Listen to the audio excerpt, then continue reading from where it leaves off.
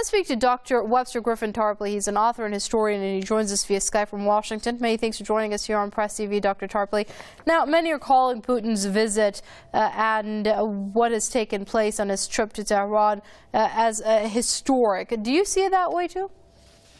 Well, I think it's historic to the extent that it may be the beginning of the end of mass terrorism, as we've seen it in Syria especially, although also in Libya, but from about 2011 until the present time.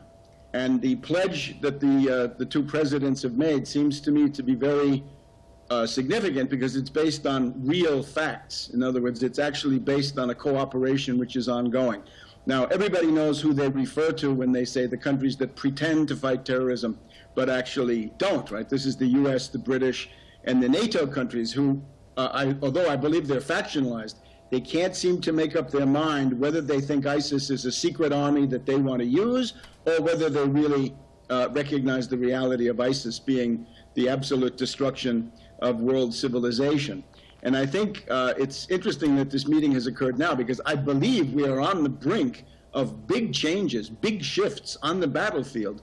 And in particular, we've been receiving reports that the terrorist position, and this is sometimes Al-Qaeda or Nusra or Free Syrian Army, or indeed ISIS, because they're there too, that in the area of Aleppo, Palmyra, the combination of the Russian bombing and desertions and demoralization have, to a large degree, crippled the resistance or the attack capability of these terrorist formations. We can see gains for the Syrian Arab army in the suburbs of Damascus, in Ghouta, the famous place that everybody heard about in August, September 2013. In the area of Homs, more and more neighborhoods have been liberated from these terrorists. But now, in particular, when we look at this area, Latakia province, Aleppo, Palmyra, Idlib, it looks like the terrorists have been cut down to a single road. I think it's the M4 highway, which is their supply line. And if that comes under the artillery of the Syrian army, then there's a mass of terrorists in parts of Latakia province who will essentially be encircled. They will be bagged, and that will be, one way or the other, the end of them as terrorists. So right now, Dr. Tarpley, despite all this, obviously it is obvious that the U.S. and its allies will be very carefully monitoring the way Russian and Iranian cooperation is going to develop from henceforth, specifically in the context of what you've just outlined as far as Syrian terrorism is concerned. How do you see them reacting, though?